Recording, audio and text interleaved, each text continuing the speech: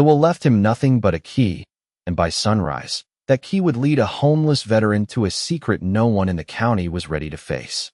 Before this story pulls you all the way in, make sure you subscribe, and tell me in the comments whether you believe a loyal dog can sense the truth before a human ever sees it.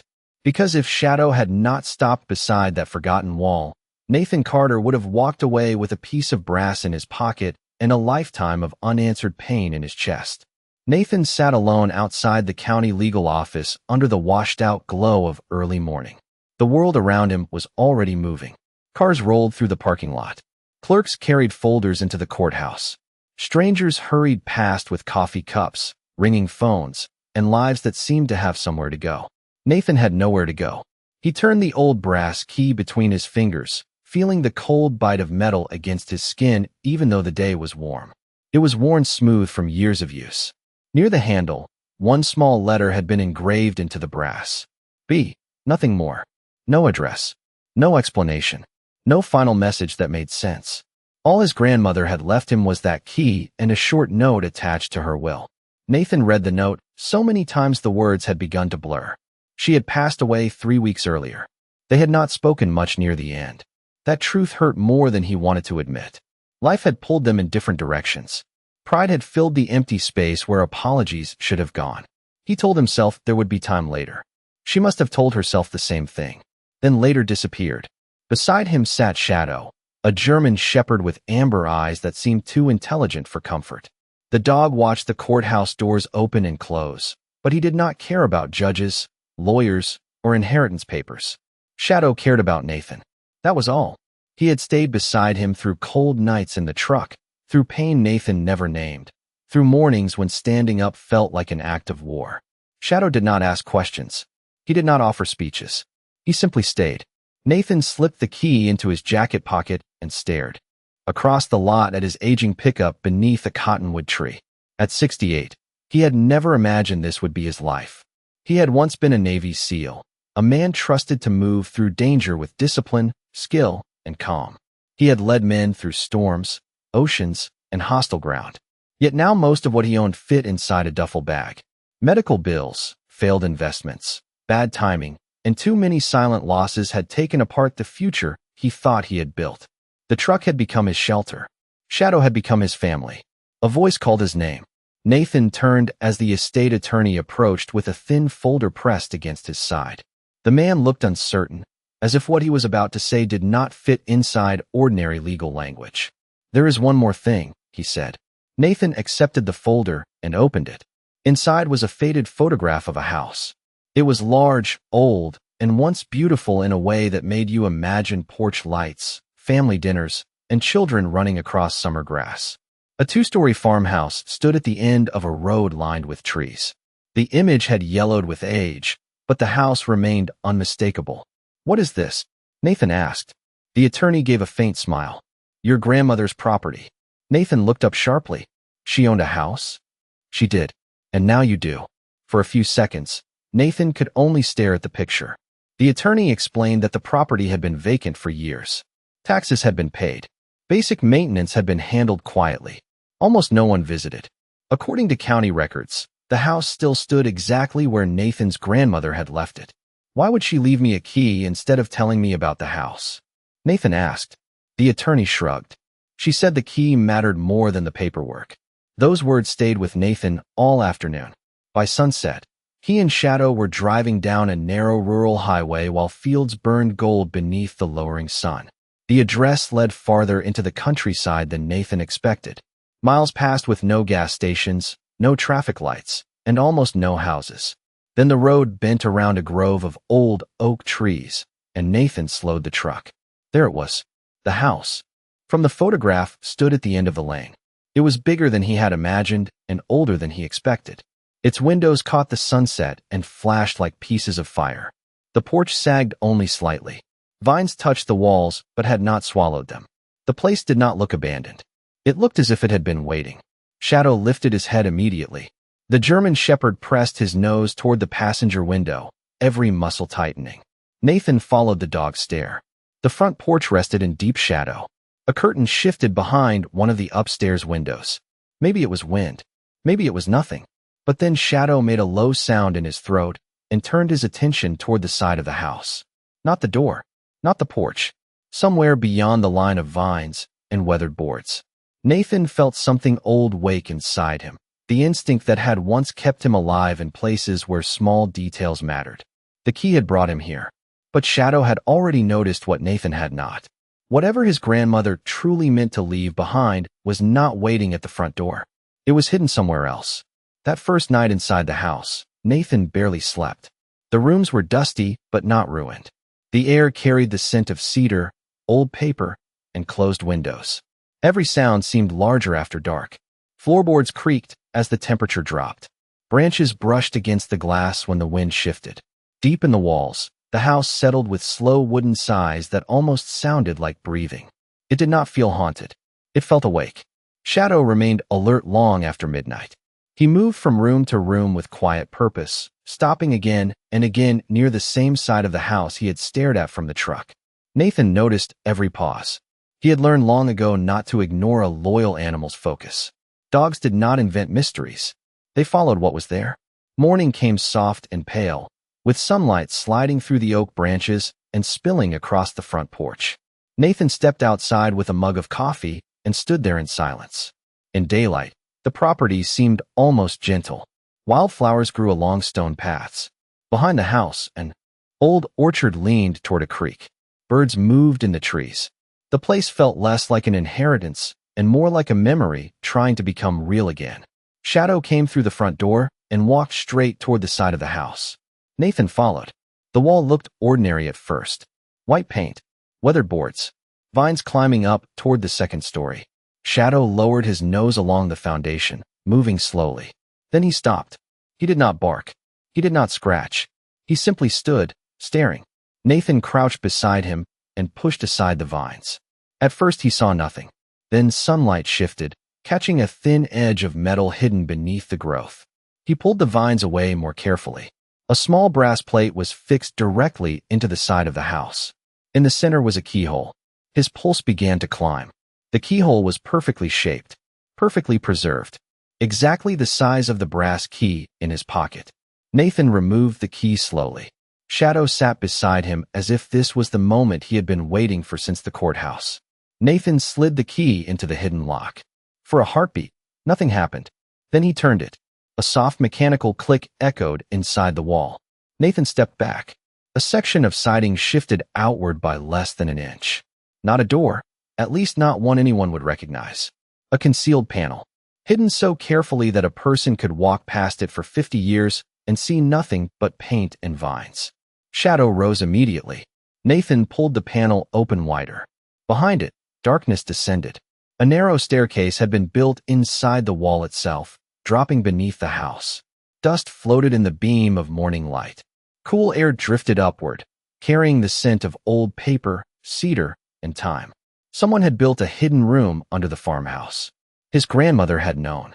The key was never meant for the front door. Nathan grabbed a flashlight from the truck and stepped down carefully. Shadow followed without hesitation. The hidden room was larger than Nathan expected. Shelves lined the walls. Wooden boxes sat beneath cloth covers. A desk stood in one corner, untouched by years. Everything looked preserved, not forgotten.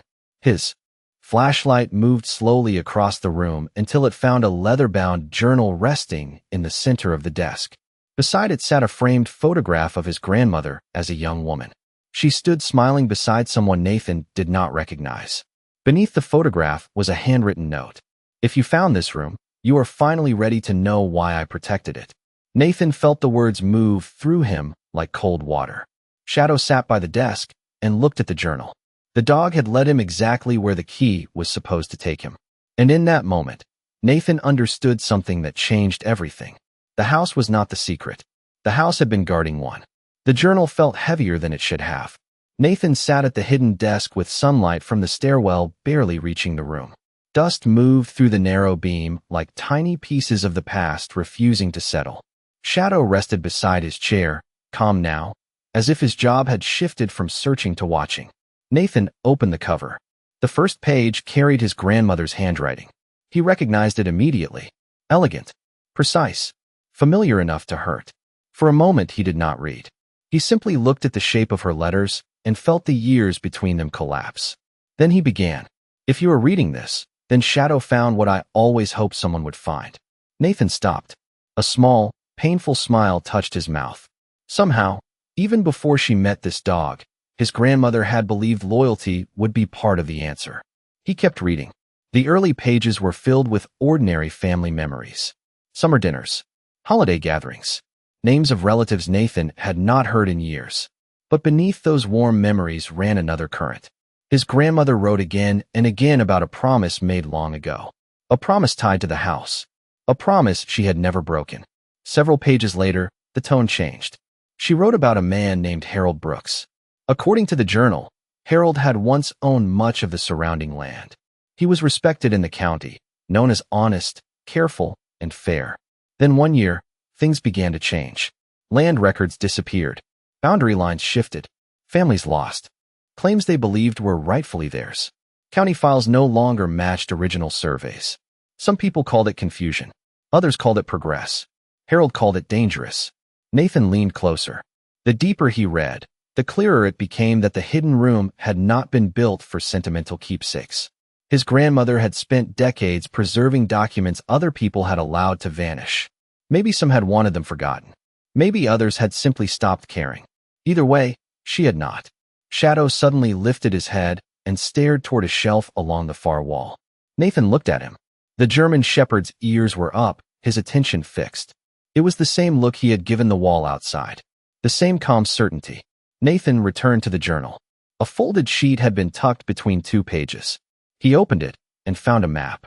Not of the county, not of the land, of the house itself. Every room was labeled. Every hallway marked. One location had been circled in red. Library wall. Nathan remembered seeing the library upstairs, a dusty room filled with old shelves and forgotten books. The journal continued beneath the place where the map had rested. If the room survives, the records survive. If the records survive, the truth survives. He read the sentence 3 times. Whatever lay behind the library wall mattered enough for his grandmother to hide the map inside the journal. Nathan folded it carefully and stood. Shadow was already waiting at the stairs. Together, they climbed back into the house. Afternoon sunlight filled the upper floor in long golden stripes. The library occupied the eastern corner of the second story. Tall shelves covered the walls. Hundreds of books waited under a skin of dust. The room felt untouched, as if whoever had last used it expected to return the next day and simply never did. Nathan unfolded the map. The red circle matched the north wall behind the largest bookshelf. Shadow walked directly to it and sat. Nathan almost laughed. Of course. He examined the shelves. Most books were ordinary. Local history, agriculture, legal references, old county reports. Then one volume caught his eye. A thin leather book with no title. On its spine. Too plain. Too deliberate. Nathan pulled it gently. Nothing happened. He pulled harder. A faint click sounded from inside the wall. The bookshelf shifted forward several inches. Hidden hinges groaned. Dust fell from above. Behind the shelf was a narrow compartment built into the structure of the house. Inside sat a gray steel lockbox. A tag hung from the handle in his grandmother's unmistakable handwriting. For the one who chooses to finish the story. Nathan stood very still. The key had opened the hidden room. The hidden room had led to the journal. The journal had led to the library. And now the lockbox waited like the next heartbeat in a story his grandmother had planned long before he understood he was part of it. The lockbox itself was ordinary. That made it more unsettling. After hidden staircases and secret rooms, Nathan expected something grand, something carved or dramatic. Instead, the box was plain gray steel, no larger than a shoebox. But the tag on its handle carried more weight than any treasure could have. For the one who chooses to finish the story. Shadow sat beside the shelf, eyes fixed on the box. Nathan knelt and studied the lock. It was old, but well cared for. Then he noticed the shape. The brass key from the wall had not been made only for the hidden room. It fit here too. He slid it into the lock. Perfect. A gentle turn. A click. Then silence. Nathan lifted the lid. Inside were 3 items. A leather folder, a bundle of letters tied with blue ribbon, and a second key. This one was smaller. A compass rose had been engraved into the metal. Nathan stared at it. Another key. Another layer. He picked up the folder first. The cover bore a faded gold name, Harold Brooks. Inside were survey maps, property certificates, letters, handwritten notes, and copies of county documents. The more Nathan read, the more obvious the pattern became. Harold had spent years challenging ownership transfers involving several families. Official records no longer matched original surveys. Parcels of land seemed to drift from one name to another without clear explanation. Boundaries changed on paper, and once the paper changed, people behaved as if the land itself had changed. One fact stood above all others. Every dispute connected in some way to this house. Nathan looked toward the library window. Outside, the lane stretched toward the road. For a moment, he thought he saw movement near the property entrance. An unfamiliar truck rolled slowly past and continued on. Maybe it was nothing, but something about the timing tightened his jaw. He returned to the folder. The final document was a statement signed by Harold Brooks. If these records are found, seek Evelyn Brooks. She knows where the originals were hidden. Another name. Another witness. Nathan untied the letters. Most were between Harold and local officials. Requests for investigation. Responses full of delay. Warnings. Frustration. Quiet desperation written in careful language. Then one sealed envelope made him stop. Across the front someone had written, "Open only after the room is found." Nathan opened it. The letter came from his grandmother, dated nearly 20 years earlier. If you are reading this, then Shadow has already done what I hoped he would do. Nathan shook his head with a soft laugh. Somehow she had trusted a dog she had never met more than she trusted the willingness of people to look closely. The letter continued. The second key opens the place nobody remembers. Follow the creek behind the orchard until you reach the stone bridge. The rest is waiting there. Nathan lowered the letter. Outside, clouds were gathering at the horizon. The afternoon light dimmed. The house seemed quieter now, almost watchful. Nathan picked up the second key and turned it over. The compass rose matched a symbol repeated in the journals and maps. A mark left by people who had spent years protecting the truth. Shadow came to his side and rested his head against Nathan's shoulder. Nathan smiled. Looks like we are not finished. Shadow's tail brushed the floor once. Together they stood inside the hidden library compartment, surrounded by decades of secrets. Somewhere beyond the orchard, beyond the creek, and beyond an old stone bridge, another piece of the story was waiting. Nathan was beginning to understand that his grandmother had not left him a house. She had left him a mission. The orchard behind the house looked like a forgotten kingdom nature had slowly taken back. Rows of apple trees stretched toward the creek, their branches twisted by decades of wind and weather. Moss covered the trunks. Tall grass filled the spaces between them. Many trees no longer bore fruit, but the layout still showed signs of careful hands. Stone borders, old irrigation channels, pathways nearly erased by time. Nathan stood at the edge of the orchard with the second key in his palm. Shadow faced the trees, still as a statue, watching the path ahead. The morning air smelled of damp earth, fallen leaves, and river stone. Somewhere beyond the apple trees was the bridge mentioned in his grandmother's letter. The rest is waiting there. Not another clue. Not a hint. The rest. Shadow moved first, walking with quiet confidence between the rows. Nathan followed. Sunlight filtered through the branches and made shifting patterns across the ground. The deeper they walked, the quieter the world became. Even the wind seemed softer beneath the canopy. After 15 minutes, the creek appeared through the trees. Clear water moved over smooth stones with a gentle, steady sound. Then Nathan saw the bridge. It was smaller than he expected, a narrow stone crossing built long before modern roads reached the property. Ivy covered parts of it. Moss filled cracks between the stones. Yet it stood firm, enduring like every other piece of this mystery. Shadow stopped halfway across and looked toward the opposite bank. Nathan joined him. At first, nothing stood out. Then he noticed a small stone marker near the water's edge. A compass rose had been carved into its surface. The same symbol. He climbed down carefully and brushed away damp leaves. Beneath the carving was a narrow keyhole hidden inside the stone. It was exactly the size of the second key. Nathan inserted it.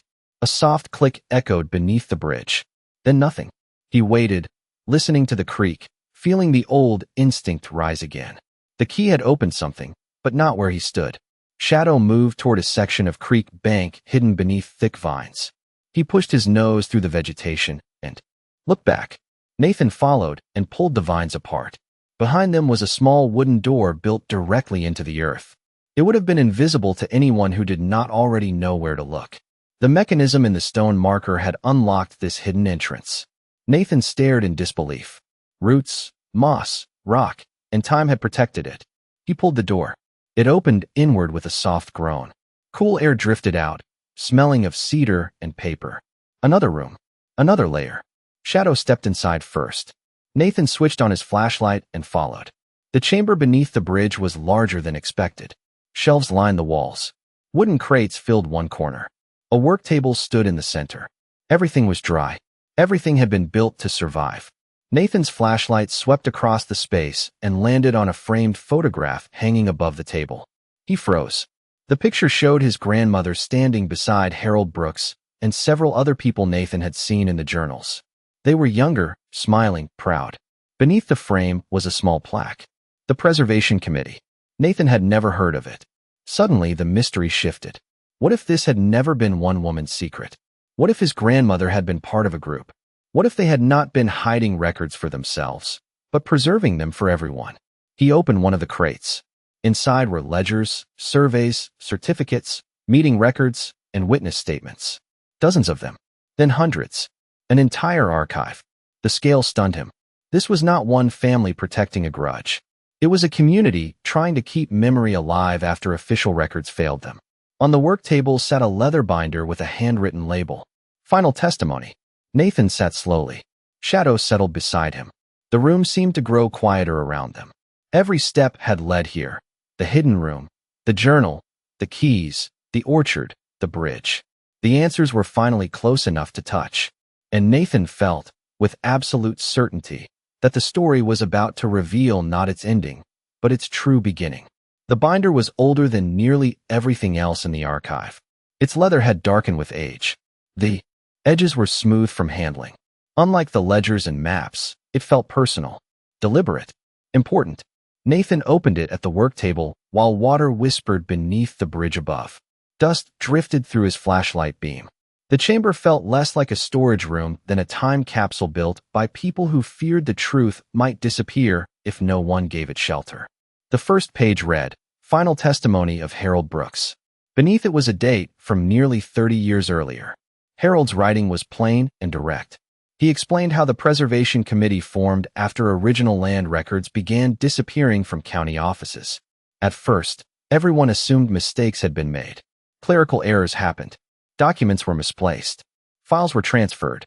But the errors always seemed to harm the same families, the same properties, the same corners of land. Harold wrote about years of gathering evidence. Survey maps, ownership certificates, letters from officials, statements from neighbors who remembered boundary lines before paperwork changed them. Every document beneath the bridge was part of that effort. Then Nathan reached the passage that changed everything. Harold named the person responsible for protecting the archive after his death.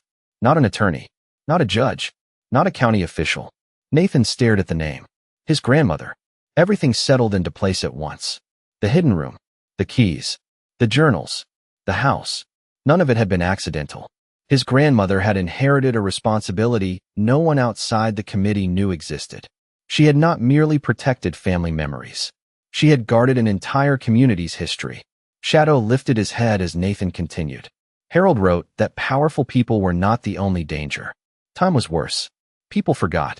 Officials retired. Witnesses died. Records were boxed, moved, mislabeled, and lost. Truth rarely vanished in a single dramatic moment.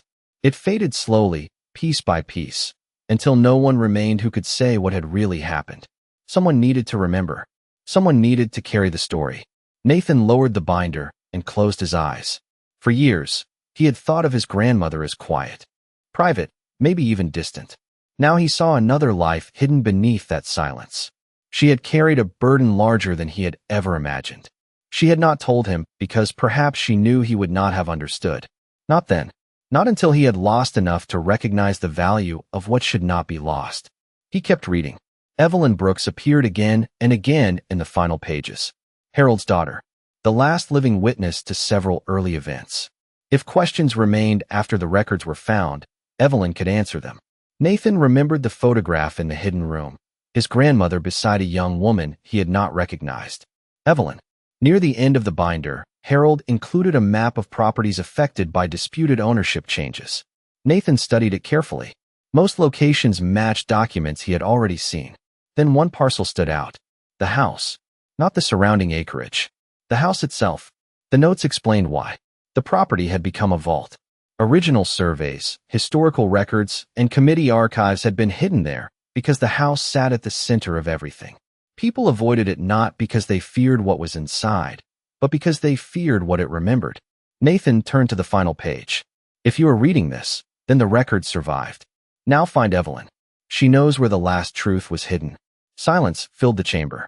Nathan stared at the words while water moved softly under stone. Another witness. Another piece. But this felt different from the earlier clues. This was no longer a treasure hunt through wood and brick. This was a living person, someone who had carried memory in her own body for decades. Shadow stood and walked toward one of the crates along the wall.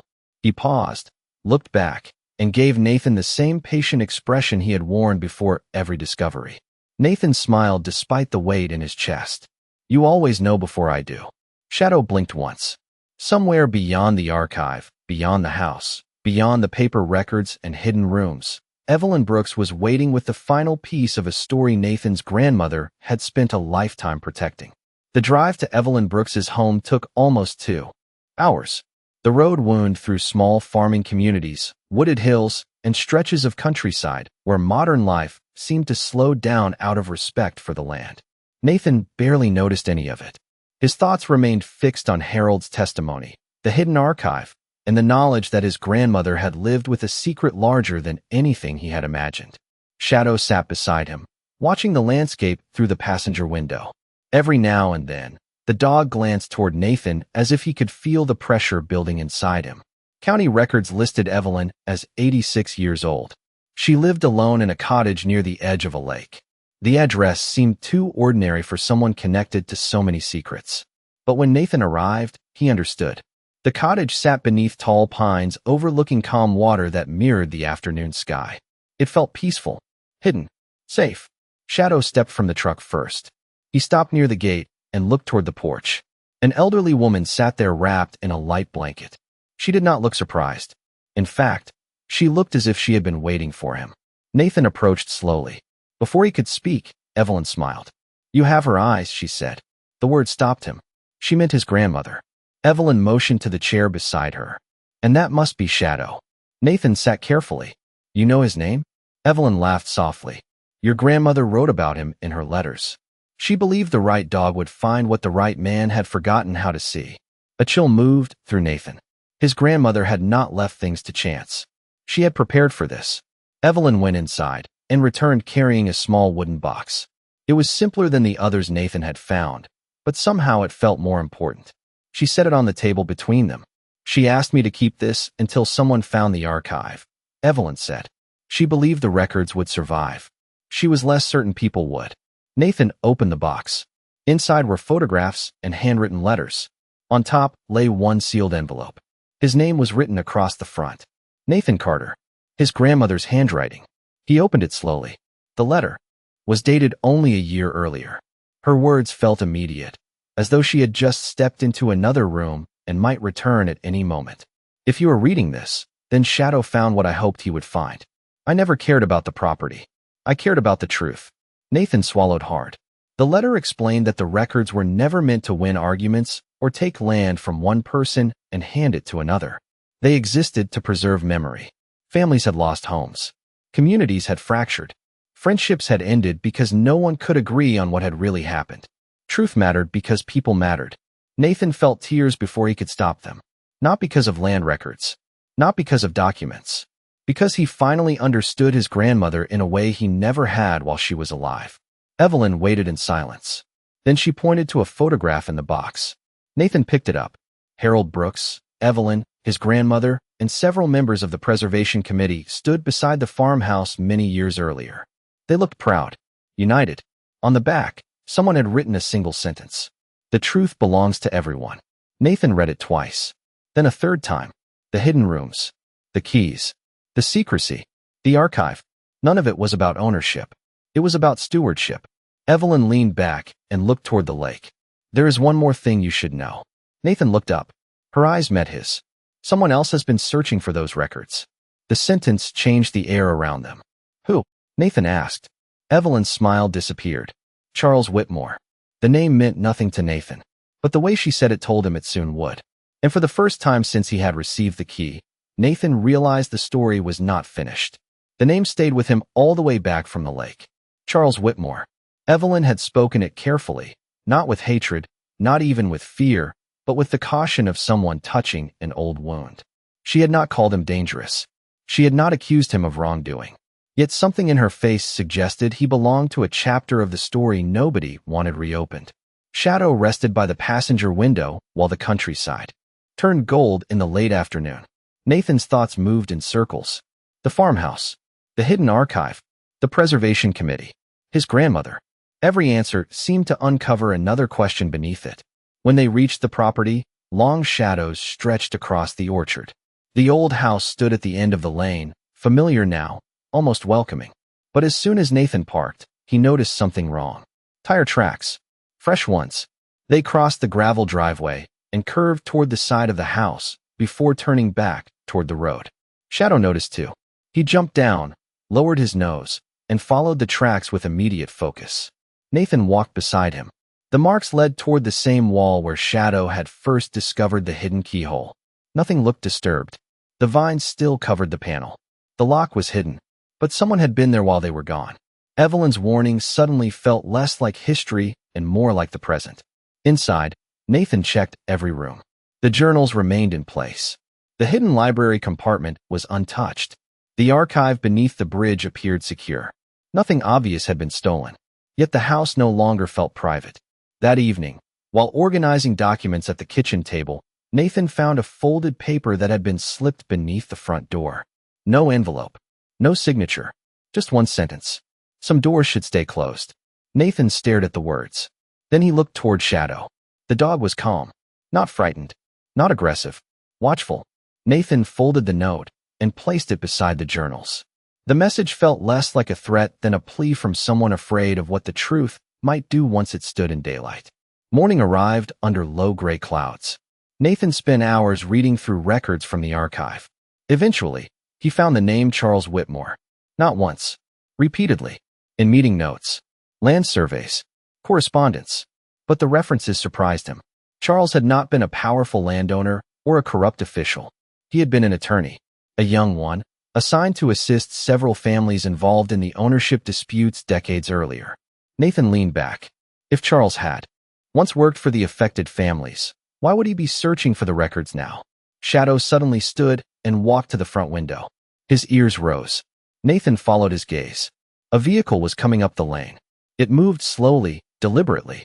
It stopped near the porch. An elderly man stepped out carrying a leather briefcase. Silver hair, weathered face, formal posture despite his age. Nathan recognized him from archive photographs. Charles Whitmore. The man stood beside the truck for several moments, looking at the house not with hostility, but with sadness. Nathan opened the front door before he reached the steps. Neither spoke at first. Wind moved through the trees. Finally, Charles looked past Nathan toward the hallway and the hidden rooms beyond. I wondered how long it would take your grandmother's plan to work, he said. Nathan said nothing. Charles lifted the briefcase. I believe I have the one thing she never managed to find. Behind Nathan, Shadow stood quietly in the doorway, watching and listening as if he understood that another missing piece had just arrived. Charles Whitmore placed the leather briefcase on the kitchen table with great care. Afternoon light stretched across the journals, maps, letters, and photographs already spread before them. Shadow remained near the doorway, studying every movement. Nathan watched the older man.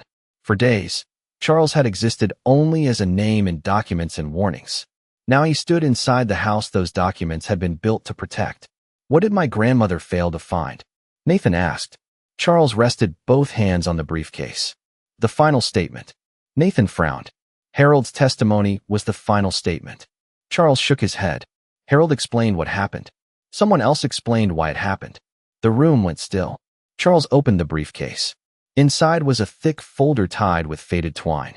He loosened it carefully and slid the first document toward Nathan. Nathan recognized the county seal. The date at the top came before nearly every record in the archive. "Where did you get this?" Nathan asked. "My father," Charles said. He represented several families during the original disputes. He kept copies of documents no one else knew survived. Nathan read. The papers described meetings held before the land transfers, survey reviews, property evaluations, financial discussions. A name appeared again and again. Walter Garrison, County Development Director. Nathan had not seen the name before. According to the documents, Garrison oversaw major land projects throughout the region. At first, Nathan expected to find corruption, greed, a hidden plot. But the deeper he read, the more complicated the story became. The disputes had begun with mistakes. Survey markers placed incorrectly. Boundaries recorded wrong. Clerical errors repeated across multiple properties. Small mistakes. Human mistakes. Then those mistakes multiplied. People relied on bad records. Properties changed hands. Families challenged decisions. By the time anyone realized how far the errors reached, fixing them would have affected too many people, too many titles, too many official decisions. So the truth became inconvenient. Not evil. Inconvenient. Nathan leaned back slowly. Charles watched him. That is why your grandmother protected the archive. She knew the truth was not about revenge. It was about memory.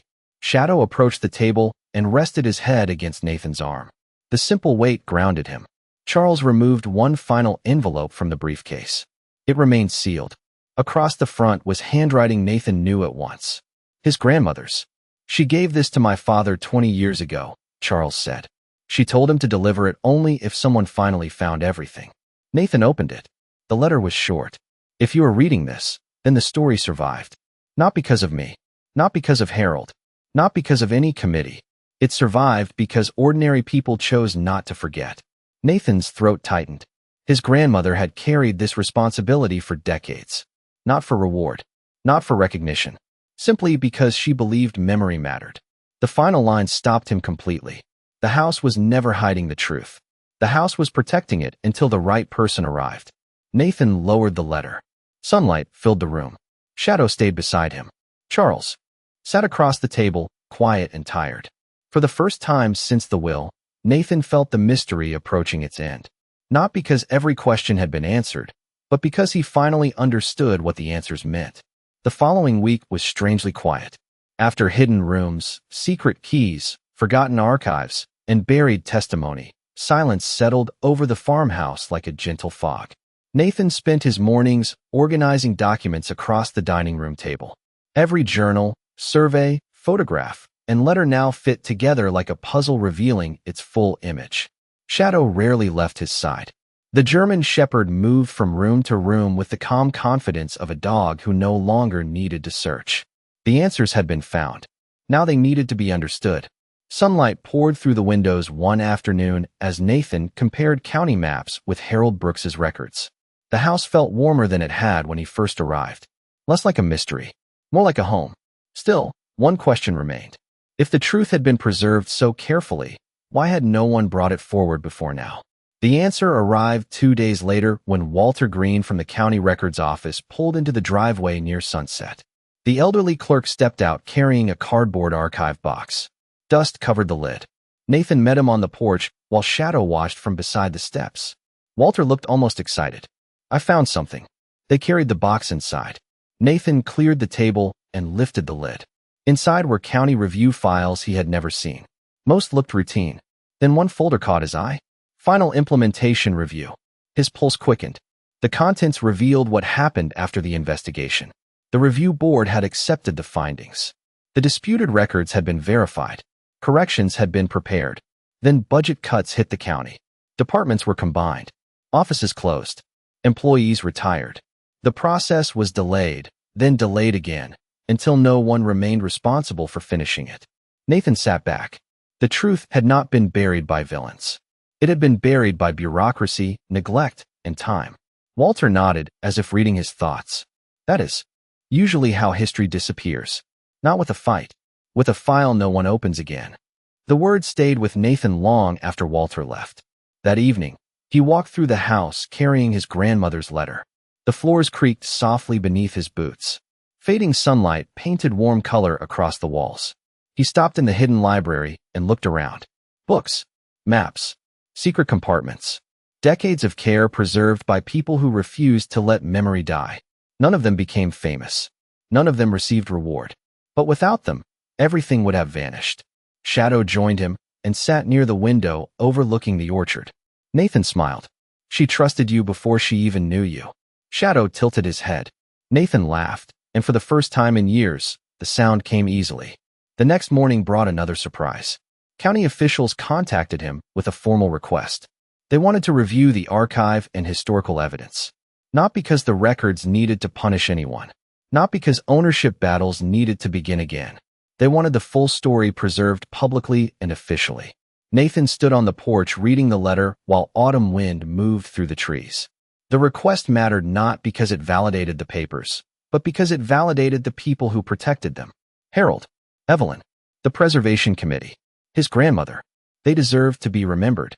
Later that afternoon, Nathan packed several archive boxes in the living room. Shadow stayed nearby, as always. While sorting photographs, Nathan found one final image hidden inside an envelope. It showed his grandmother standing on the front porch years earlier, smiling directly at the camera. On the back she had written, "The house was never mine. I was simply keeping it safe for whoever came next." Nathan held the photograph for a long time. Outside, the sun slid toward the horizon. Inside, the mystery that had begun with a key had become something far more meaningful. It was never just about discovering a secret. It was about becoming worthy of carrying it forward. The public review took place on a clear autumn morning, the kind of morning that makes even old brick buildings look newly washed. Sunlight flashed against courthouse windows and spilled across the town square. People arrived early. Farmers, teachers, retired county employees, families whose names appeared in the records. Some came because they remembered fragments of old stories. Others came because they wanted to understand why those stories still mattered. Nathan parked beside the courthouse and sat for a moment before stepping out. Shadow rested in the passenger seat, watching the crowd with calm eyes.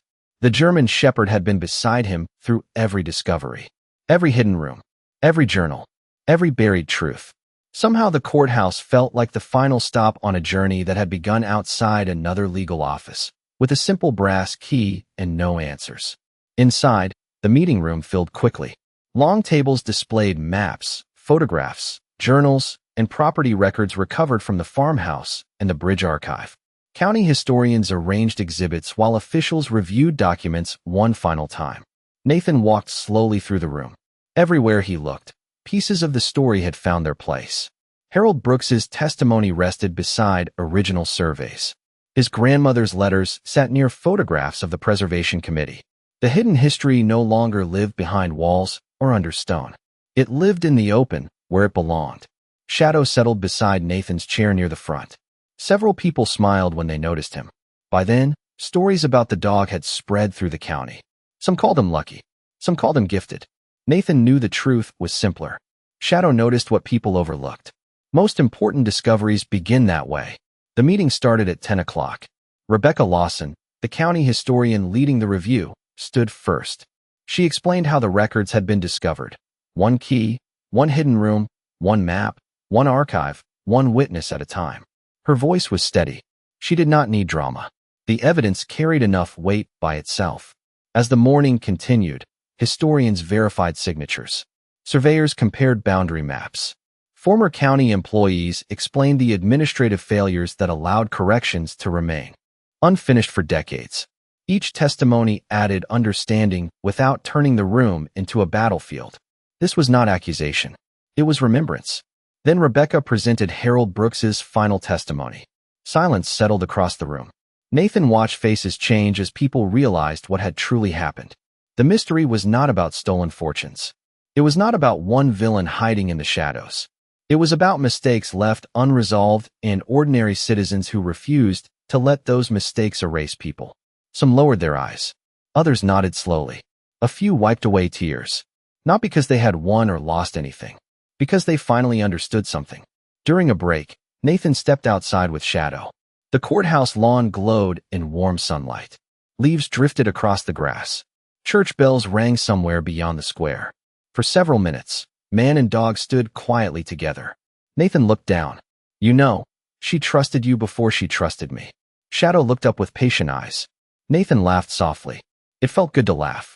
When the meeting resumed, county officials delivered their conclusion. Historical records would be corrected. The Preservation Committee archive would become part of the county historical collection. Every document would be preserved, digitized, and made available for future generations. Most importantly, the people who protected the truth would finally be recognized publicly. Harold Brooks, Evelyn Brooks, the members of the committee, Nathan's grandmother. For a moment, no one applauded. The room held only silence, respectful and deep. Then people began to stand, one by one, not celebrating victory, honoring memory. Nathan remained seated a moment longer. Shadow rested beside him. Sunlight streamed through the courthouse windows, and dust drifted in the golden beams. For the first time since opening the will, Nathan felt the weight lift from his shoulders. The mission was complete. The truth had survived. The story had survived. And somewhere beyond the courthouse walls, beyond the records and the years of silence, the people who had protected it could finally rest knowing they had not been forgotten. The farmhouse felt different after the public review. Not because the walls had changed. Not because the hidden rooms had disappeared. The difference was quieter than that. For the first time in decades, the house no longer carried a burden. It carried a story. Sunlight seemed warmer in the rooms. Wind moved through open windows without making the place feel lonely. Even the old floorboards seemed softer beneath Nathan's boots. Weeks passed, then months. Autumn gave way to winter. Winter surrendered to spring. Life moved forward, as it always does. But something remarkable happened during that time. People began returning. Families whose names appeared in the records came by to share photographs and memories. Historians visited the archive. School groups toured the property. Children listened wide-eyed to stories about Harold Brooks, the Preservation Committee, and the people who refused to let history disappear. The hidden chamber beneath the bridge became part of local heritage. The library remained exactly as Nathan had found it. He refused to modernize it too much. Some places deserved to keep their soul. Shadow adjusted to the visitors with quiet patience. People often greeted him before greeting Nathan. Children especially loved him. They leaned close whenever someone explained how the German Shepherd found the hidden keyhole and helped uncover an entire chapter of county history. Nathan always smiled at that part. The truth was simple. Shadow had paid attention. Most humans were too busy grieving, hoping, hurrying, or judging to do the same. One afternoon near the end of spring, Nathan sat under the oak tree overlooking the orchard. A breeze carried the smell of wildflowers across the property. The fields glowed beneath the afternoon sun. Shadow rested nearby, his muzzle showing more silver than before. Age was arriving gently now. Nathan saw it in the slower steps, the longer naps, the careful way Shadow rose after sleeping. But the dog's eyes had not changed. Steady, loyal, wise. A county vehicle appeared at the end of the lane. Nathan recognized Walter Green before the truck stopped. The elderly records clerk stepped out carrying a flat wooden case. "I thought you should have this," Walter said. Nathan opened the case. Inside was a bronze plaque mounted on polished wood. The inscription brought emotion into his chest before he could prepare for it. Preserved through courage. Remembered through truth. The Brooks House Historical Archive. Beneath the inscription were several names. Harold Brooks, Evelyn Brooks, the Preservation Committee, his grandmother, and finally Nathan Carter. He stared at his name. "This was not my work," Nathan said quietly. Walter shook his head. "Maybe not at the beginning, but you finished it." After Walter left, Nathan carried the plaque into the library and placed it beside the photograph of his grandmother. Afternoon light touched both, making the old glass glow. For a long moment, Nathan simply stood there. The years had taken many things from him. Career, certainty, stability, pride. But somehow life had returned something more valuable. Purpose. That evening, he sat on the porch with Shadow beside him. The sun moved toward the horizon. Birds crossed the sky above the orchard. Wind whispered through the grass. The property no longer felt like an inheritance. It felt like a responsibility accepted, honored, and completed. Nathan looked down at Shadow. She knew exactly what she was doing, didn't she? The German Shepherd opened one eye, then settled back down. Nathan laughed softly. Maybe she had. Somewhere beyond the fields, church bells echoed through the evening air. For the first time in many years, Nathan was not thinking about what he had lost. He was thinking about what he had been trusted to protect. And somehow, that made all the difference. Autumn returned 1 year after Nathan first arrived at the house carrying nothing but a duffel bag, an old truck, a loyal dog, and a key no one could explain. The fields around the property glowed beneath golden sunlight. Oak leaves drifted across the yard. The orchard looked healthier than it had in decades. Fresh paint covered the farmhouse walls. New shutters framed the windows. Yet despite the improvements, the house remained unmistakably itself. Honest, quiet, patient. Nathan sat on the front porch watching afternoon light move across the fields. At 68, he felt older in some ways and younger in others. His hair held more silver. His face carried deeper lines. But the heaviness that once followed him everywhere had lifted. The loneliness, the uncertainty, the feeling of drifting through a life with no direction. All of it seemed far away now. Shadow rested beside his chair. The German shepherd had slowed over the past year. White fur framed his muzzle. His movements were careful, but his eyes remained the same eyes that had watched the courthouse, the hidden wall, the orchard, the bridge, and every path worth following. The farmhouse had become something remarkable. Families visited often. Historians studied the archive. Students toured the hidden rooms. The library preserved journals, photographs, and maps from the journey. But Nathan never allowed the property to become only a historical attraction. First and foremost, it remained a home, a living reminder that memory mattered. Earlier that morning, a group of schoolchildren had visited the archive beneath the bridge. One boy asked Nathan a question he had not expected. "Why did your grandmother keep it secret?" Nathan had thought for a long moment before answering. Because she believed someone would eventually need it. The boy seemed satisfied. But the question stayed with Nathan all day. His grandmother had protected records she never expected to benefit from. Harold Brooks had preserved evidence he might never see used. Evelyn had waited patiently for someone to arrive. None of them knew how the story would end. They simply chose to care. That choice had changed everything. As afternoon moved toward evening, Nathan carried a small wooden box onto the porch. Inside were the objects that started it all.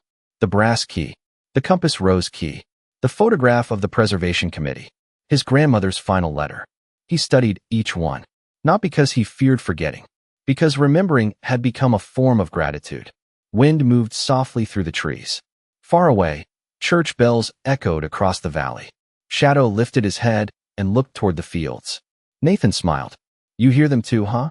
The dog's tail moved gently against the porch floor. The simple gesture made Nathan laugh. It was the same laugh, but it belonged to a different man than the one who had first arrived here. That man had believed he was at the end of something.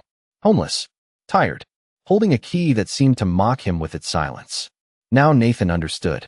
He had not reached the end. He had reached the beginning. Life had not given him an inheritance. It had given him a purpose. The sun slowly dropped behind the horizon. Golden light washed across the orchard. Long shadows stretched through the grass. The farmhouse stood behind him, no longer guarding a secret. The truth was safe. The records were preserved. The story was remembered. Nathan looked down at Shadow. The old German shepherd rested his head against Nathan's boot and closed his eyes. Peace. That was the word that came to Nathan. Not victory. Not success. Peace. The kind earned slowly through loyalty, patience, and truth. Nathan looked across the fields one final time, then back toward the house, then down at the dog who had somehow found every hidden door, every forgotten room, and every path worth following. A key had opened the house. The records had revealed the truth. But Shadow had shown him something far more important. Home was never hidden inside the walls. Home was the place where truth, memory, and loyalty finally found each other again.